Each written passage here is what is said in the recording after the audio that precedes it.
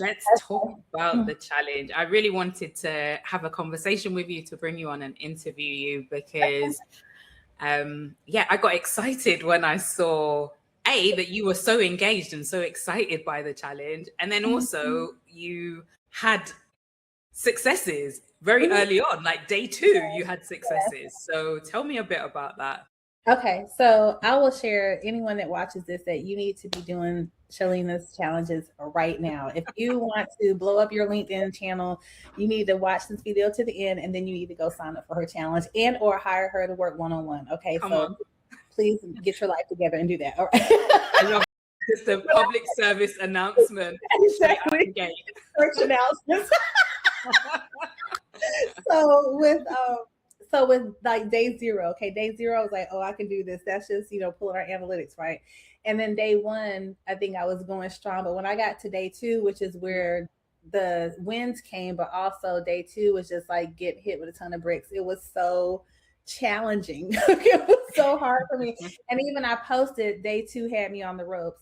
So the task that day I felt was very challenging because that's where we were really getting to the meat and potatoes of trying to find your people and reaching out and making authentic connections with people that you felt you could be beneficial, have reciprocity. And so what I shared was that I was finally able to get the hang of it. So thank you for that.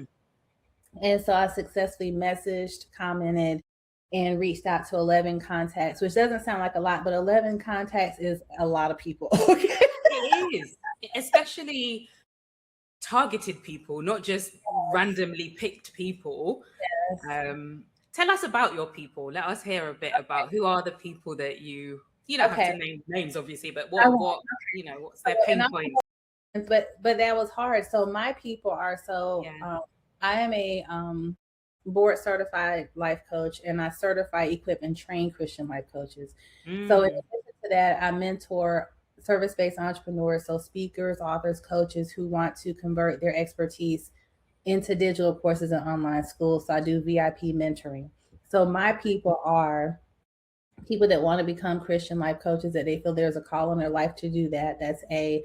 Or B, they're like me. I've been in business now 17 years. So now they have some years under their belt as an entrepreneur.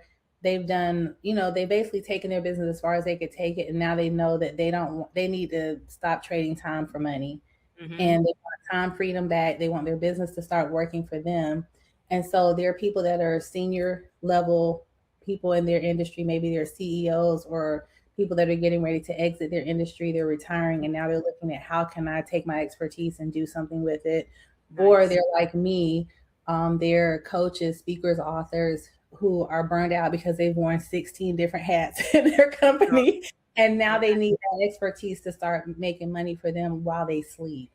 So those are the people that I'm looking for, is people that want time freedom, people that want to convert that expertise into cash, if you will, monetize it, and then make it automated. So that's who I was looking for. And I'll say that the challenge in doing that is, one, I want to be authentic. So I don't just want to see them, whoever I'm looking for, I don't want to see the people as transactions. So I'm trying. So that's why it takes so long. 11 people was a lot of people because I probably went through like 40 to 50 people to get that 11. And I'm trying to think for them in a sense. Do my target audience. So I want people that have been in business for over 5 years. They've had success in their business. They've already mastered 5 figures. And so they have an investment mindset, and they have a next level mindset. So not people that are just starting. No shade to them, but this is not people that are just starting. So I really had to kind of just think for them a little bit, and then look at what could I be of benefit to them? How could I be of service to them? And this a mutually beneficial relationship. So those were the things that were going through my mind, and that's who I was looking for. So I was able to find in those 11 people new contacts. So some of them were new to me, and then others were warm, meaning that we were already connected, but I had never specifically taken the time to reach out. And so that's where this challenge has been so helpful. And then some I reconnected with because I was thinking, well, I had reached out, but the lead, if you will, went cold. So how do I re-engage? And so this challenge helped me to re-engage warm contacts. It's helped me to reach out in a very authentic way to cold contacts or cold connects, if you will, and then just nurture some of those warm ones. So that's how that day 2 reaching out to those 11 people. So that was one of the wins. Yeah.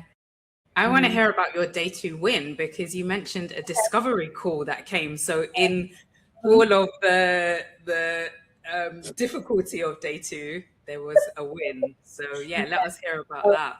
All right. So this was someone that had reached out to me about a year ago. So that goes back to that person that I had been connected with, but then it kind of just went cold.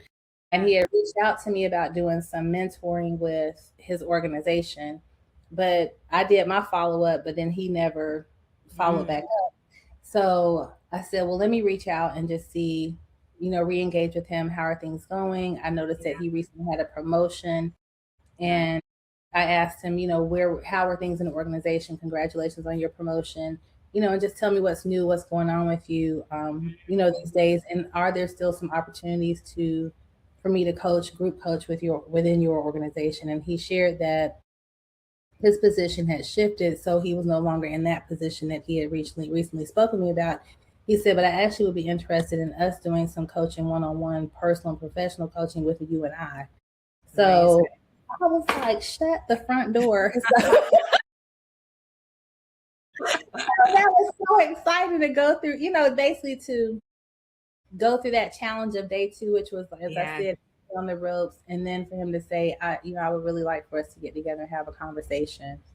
So that was, I felt like that was a win, but I felt like also the 11 people and really just gaining momentum and understanding with your tutelage how to make it work. That was a huge win to break through mentally on how to do this. Yeah.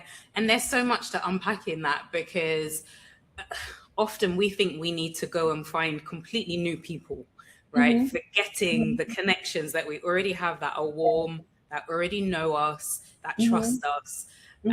So, and that mindset can be a blocker for us, right? Because we're warm, we think maybe they may be new to the new thing that we're doing. So to go back and have that conversation, and I actually did, I'll share it. I don't know if you've seen it. I did a video about, so you want to block your old boss, don't do that, right? And I was teaching about the benefits that come from exactly what you've said. People move on, they get into new positions, they have new connections themselves. Life stages change, and what may have not been relevant now becomes relevant, but you only know that when you have conversations. And everyone has heard me bang the drum. Conversations is what leads to cash. A lot of time we don't want to have those conversations, but in not doing that, you're leaving money on the table, right? Yes. So we have a saying here. I love that conversations lead to cash. So ours is the fortune is in the follow-up. And I think that people, a lot of times as entrepreneurs, that we were kind of talking about it in the beginning, we don't want to bother people, or we feel that I've already called 3 times now. I feel like for myself, after the 5th time at this point, I feel like I'm going to the stalker mode. And if you really wanted it, why are we doing this? So, I get it. Sort of kind of maybe put them in a nurturing sequence. But my sister, on the other hand, I was telling you about her. Hers is 13. Her number is 13. She said it's 13 touch points. And so I think what that looks like, to what you're saying, going back to what you were saying, is we have to begin to have these conversations and not these transactions, because in the conversations, then we're going to learn, discover, and really engage. And that lead to that safety and that sense of wanting someone to invest. But we want someone to open their pocketbook right off the bat, or they only just met you for the first time. But the fortune and the follow-up for me is if someone says, well, I want to talk with you. Okay, well, let's book it. If someone says, I want to work with you. Okay, well, let's do it. So I absolutely am the queen of following up. And and so, I think there's so much value in that. But I had other wins. Do you want to hear about them? Please bring them out. Okay, so again, commercial break. So guys, this is the 28-day LinkedIn Visibility Challenge with Chelena Peart. And I'm Dr. Patrice Carter, and I joined. And so this is just day 2 that I'm sharing all these wins. All right, so this is why you need to go and join, or you need to hire her one-on-one and just get it done. All right, so so this process helped. I need to hire you. I need to hire you as my closer. The conversation is, my husband calls me the closer because I'm telling you, don't play with me. Are we doing this or not doing? What are we doing? I need you in my business. Do you want to work with me or no? Yes or yes? Yeah. I love that. So this process, what I shared with you, which led to our phone call today, is that it has helped me to upgrade my LinkedIn page. And when I tell you, I'm so proud of my LinkedIn page. My LinkedIn page was just okay. Things were filled in, but when I look at it now, I'm like, I have a bomb LinkedIn page. Okay, the feature section, the just all the sections that you had us go in and really just beef up, if you will. But also working with you and coming into this challenge, one of the goals I had was I really wanted to automate and build funnels. Right. And so I have a CRM that I use called Go High Level.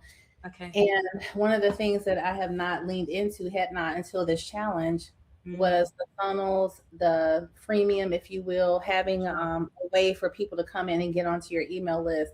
So day 1, I was doing that. So day 1 of your challenge, took me 2 days because I finally was like, well, you're going to have to create this lead magnet so that people can come into it, leave their email, get into this pipeline. So it was really about building a pipeline. And so that is a massive win for me, that, and then my LinkedIn page being something I feel so excited about for someone to engage with it and come on. Yeah.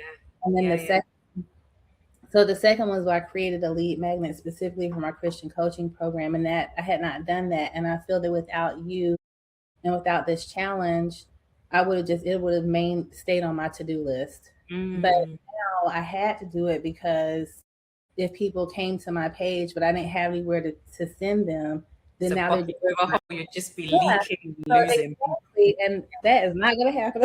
No, not on my watch. Exactly. And then the last thing was just being more intentional about connections, because I have over 1,000 connections, but they're not intentional. They were not intentionally curated.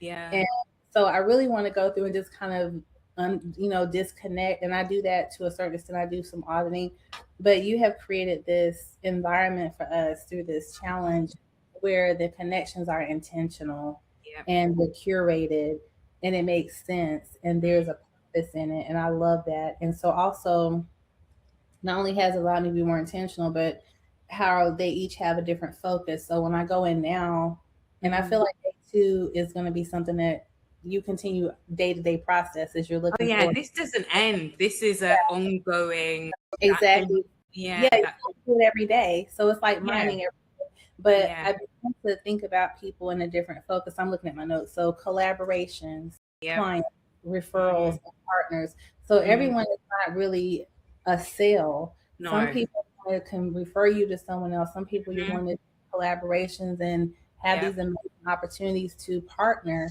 So you've helped me to begin to think about beyond the sale, beyond the transaction.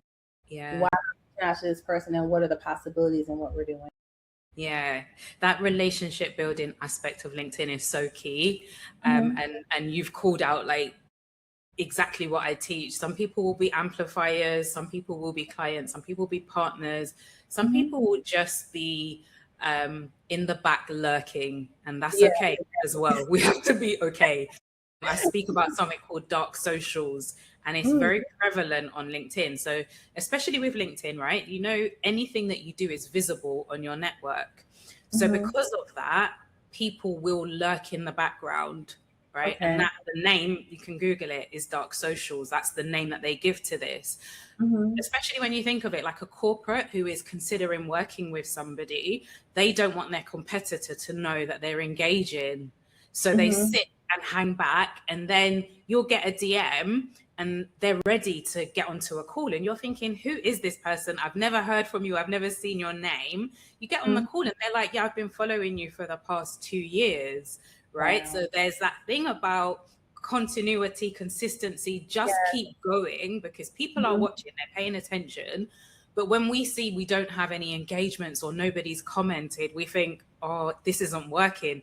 I'm sure you've seen that graphic of the person hacking in the like mine. They might like mining for gold maybe, and then they just like throw the pickaxe and walk away, and they were like literally one more hack away from from the gold. And I think about that with LinkedIn, with marketing in general, that thing of you consistently showing up, consistently adding value.